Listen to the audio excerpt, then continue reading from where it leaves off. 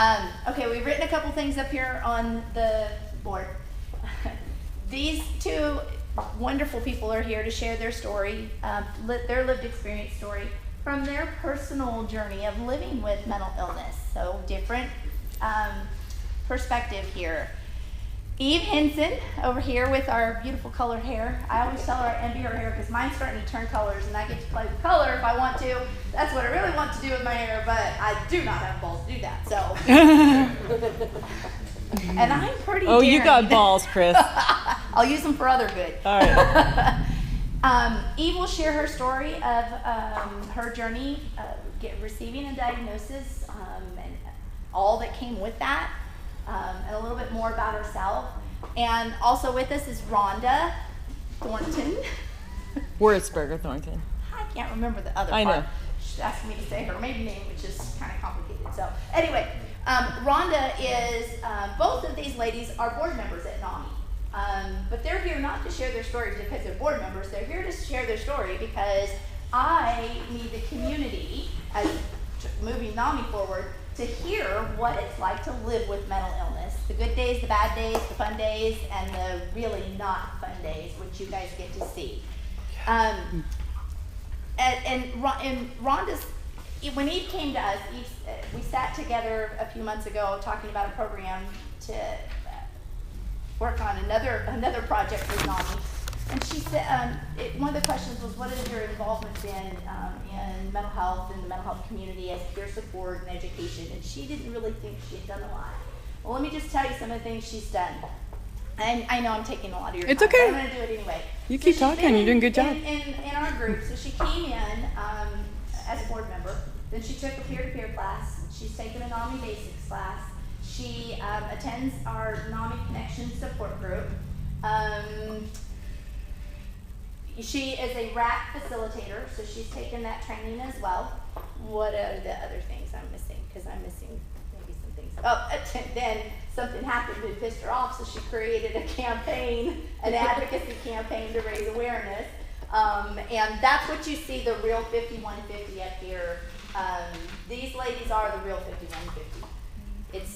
This is all of it, not just the one particular time, but there's some people who use it as a label, and they use it loosely, and they talk about it maybe being in fun, and we've heard some of the songs, 5150, somebody called Popo.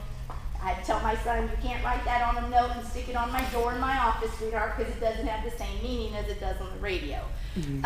But they do a lot of advocacy work. A lot of advocacy work to raise awareness about the stigma around mental illness and what it's really like to have a mental illness. But they also do it from a fun, very fun perspective, an educational perspective. So it's not so much to shame the people who do that, because I've had to change my language. When I came here, I wanted to know how I was going to help crazy people. Found out that by my definition of crazy people, I am a crazy person. I don't want to be called crazy. So I had to learn to think before I speak. So now my language is a little bit different. Actually, it's a lot different. And then Rhonda, in addition to being a board member, is our walk manager. So another key role within NAMI's organization, but she's a walk manager for us because of the skills that she has demonstrated, follow through, ability to delegate, manage different tasks, and I could just go on and on. And a lot of that's from her previous work experience, but she continues to follow through. These ladies are consumers, they're peers, they're my dearest friends, and I love hanging out with them. And if people think 5150 is scary, you gotta learn. You gotta really change that perspective, because in a moment it's scary and frightening, more so for them than it is anyone else. But the reality of it is they are incredibly awesome people, just like you guys are as well. So I'm gonna let you guys take over because I can keep talking. I have this form to share with you later. Okay? All right. Well, like Chris said, my name is Rhonda Wurzburger Thornton, and I was later in life when the onset of my mental illness. I was 33. Up until the onset, I had a really successful career. At that time, I was director of operations of a security firm. I was living in D.C. and commuting for work to California. I'd worked my way up from an operations analyst position in 3 years, and it's typical for me to double my salary. It was typical for me to double my salary within 3 years of getting on board a place. I left this position to accept a job closer to home and found myself in a really bad situation. I was hired as what was advertised and promoted as a finance-related position, operations position, working for the chief operations officer at the Washington National Cathedral, which is that huge Gothic church where heads of state are buried, or funeral services are held. So I show up my first day, and she walks in with a stack of my boss, the chief operations officer, gives me a stack of business cards like this and says, "Can you put these in my Outlook contacts, please?" And I said, "Hell no." But I felt myself backed into a corner and didn't really have many options. And I don't know if it was the stress of that or just some kind of physical switch that flipped and caused the trigger of my illness, but I ended up losing my ability to sleep, and my appetite was completely gone. I ended up staying awake for 5 days in a row without eating very much. Contrary to my appearance and my tough macho style, I'm not a Navy SEAL. If I go through Hell Week, I end up psychotic. So anyway, I thought that, for 5 days, so my thoughts were coming faster than I could articulate them in words. I was a practitioner of Zen Buddhism, and I felt that I'd reached a state of enlightenment. I tried to explain this to my... Not quite right, but I can't figure out what. This is a new one, too. So I get to Mom's house, and I pull in the driveway, and I walk in, and I say, "I don't feel right. Something's really wrong." And she looks at me, and she says, "Yeah." So it's kind of the last I remember a whole lot of, but then the seizures started. God, those are terrible. Rhonda's been through a lot of them, but I lost the ability to talk, to walk, for self-care. I lost my ability to parent. I lost my ability to read. I lost my ability to get out of the goddamn bed. And depression wasn't depression because I didn't want to get out of bed. I physically was incapable. I had to be helped. I had to be picked up. I had to have people put their arms underneath me to walk me places, to get to the bathroom and help me, take a shower, put me in there once every 3 or 4 days to make sure I got clean, make sure I'm eating because I can no longer take care of that. And I kind of just quit eating. Your memory. My memory goes away. And I don't know time, space. I can't put together all my thoughts. Time doesn't exist for me anymore in this linear pattern. It's just all together like a big puzzle, all those pieces. So it's kind of hard sometimes to remember things because quite frankly, flushing a toilet has about the same amount of weight as, maybe graduating. Well, fuck, I never graduated, shit. Something really happy, okay? Like getting married, whatever. It all has the same weight, because I don't have any emotional attachment to it anymore. And I'm in all these worlds, and I don't remember my daughter. I lose about 6 years of memory. During this time, I'm very ill. I'm told that I didn't get out of bed really at all for about a year, 2 years. I lost a lot of my hair. My body went through a trauma that nobody saw.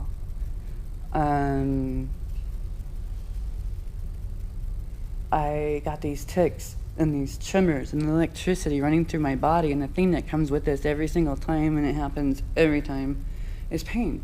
It's like pain all the time, and I can feel it when it kind of scatters through. And then that pain kind of goes in conjunction when things get a little bit bigger, and it messes up. When you're on a computer and the computer's working right, but everything coming out of the printer looks like a mess, and you're like, what the hell happened here? That's the output. It's like, wait a minute, I can't, but no one knows the computer's still working because they're basing everything on this printer. Well, everything's torqued, right? And then a lot of things coming in were really scrambled too, because I couldn't figure out orientation time. And I would go somewhere and do something and go to talk to my son, and there's a 20-year-old man sitting in the chair, and he's supposed to be 10. And I'm supposed to help him with his homework. And I'm supposed to do a lot of these things, okay? And I'm like, I know you're tired, but what the hell happened, kid? You're like 6 foot, and you have facial hair. What the hell? Jesus, it's terrible too, but patchy like your dad. Poor guy. He didn't take after my side. But, and then I have this baby that sometimes looks at me, and she knows who I am, and she's happy. So you just go through these weird feelings of confusion because you don't feel like you're really here in time and space, but the pain is always there. And your drug reaction to narcos. And I can't take narcos, okay? So one of the things I'm going to talk about right now is I can tell you all the journey of getting here, but that's, if you go to quirkybirdwords.com, I got a whole lot to say about that in a video. You can catch it there. But, I of course couldn't go back to work. I lost everything, ability to drive, I mean, come on, I can't even read anything more than nonfiction right now because my brain can't get over to that side of that focus for but very short periods of time. And I used to go through 5 books a week, and I lost my culture because I no longer had other quirkies running around, these other nerds. And you know what they say about Silicon Valley? They're full of people with autism. They're so right, because guess what we are? We weren't diagnosed, but our kids were. And then we come back around and like, well, you too. And I'm like, duh. But one of these is a lot like the other. But I don't find it as something I want cured. I find it evolution and things like that. But part of the process with the pain is back in October of 2010, 2 months before the big onset. I'm struggling with pain. I'm struggling with my leg dropping, and I'm having to use a cane, and my limbs aren't working right, but we think it's arthritis or something. Maybe the inbral's damaging something. Start pulling me off the gabapentin, start pulling me off of everything, but can't control the pain, and I go to take my Darvocet. And unfortunately, someone had been in the house who had substance addiction, and I didn't quite understand it at the time because I had like 200 or 300 Darvocets because when I was pregnant, I was very ill. And I can't take a lot of things. That's the only thing I could take, but I didn't want to, so I tried to stockpile it as much as possible. Because, I just, if I could get through it, let me get through it and not put even more into this kid, and they were gone. So whatever I call to make that prescription, well, they pulled them off the shelves just like 2 or 3 weeks before, and now I'm left with no access to pain medication. I can't take Vicodin. I can't take all that stuff. What's that called? Narcos. I have a paradoxical response, and it's really uncomfortable. It's not, it's bad. I don't like it. I'll be up for days just like, and just, it doesn't work well. And that's something I have to be really careful with all my medications because my wiring just don't always work right. So I called my sister. Sorry, sis, out, yeah. And I was crying, and I was really upset. I said, I don't know what to do. I'm in so much pain. How am I supposed to go to work? I work at Valley Children's. I have this job. I haven't even been there a year. I left a career of 15 years to come do this, and I am like so thrilled in my career, but I am in so much pain. I can't get through the day. I can't get through without anything, and I am walking. You know how big that hospital is? You know how many people I'm chasing through after the day? Doctors, please speak English to a 6th grader so I can get this interview. To, looking at little very ill newborn babies or things like that and following their parents around and writing their stories and things like that. I couldn't do it, just the pain was so bad. And so she says, stay right there, I'm coming right over. And she comes over and she brings out everything. She's got her vaporizer, she's got her cannabis, she's got all different kinds. Let me help you. You're going to let me help you. For God's sake. I'm like, for God's sake, I work at a children's hospital, they can smell me. They can smell me. I write a nationally syndicated column talking about my motherhood. Hitting this ain't a part of that, right? I don't want to be found out. This is, well, shit. And then my son's going to find out, and he's going to get so pissed at me. He's like straight edge. I couldn't even get him to smoke a joint if I wanted to. He'd be like, that say no to drugs was terrible. He says no really hard, so I'm afraid he's going to find out,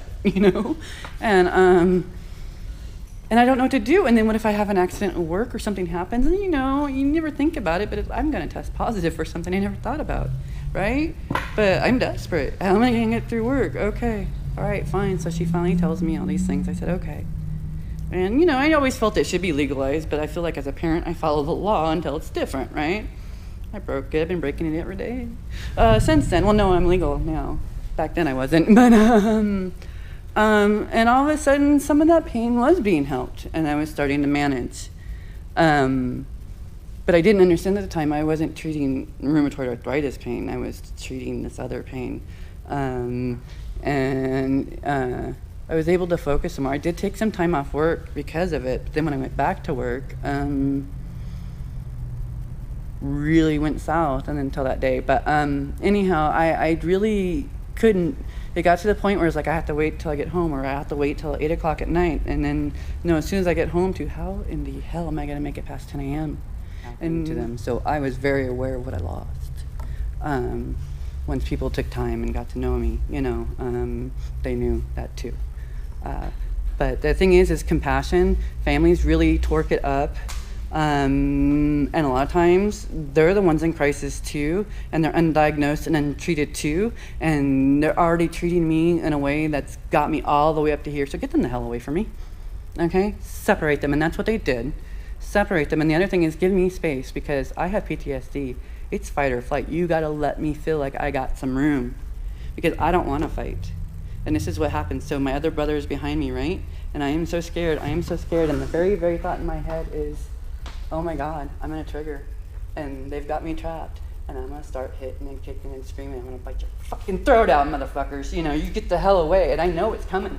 And this side of my brain is saying, control it, control it, control it. And this side of my brain is feral, and I'm just like, what am I gonna do? What am I gonna do? What am I gonna do? How much longer do I have control?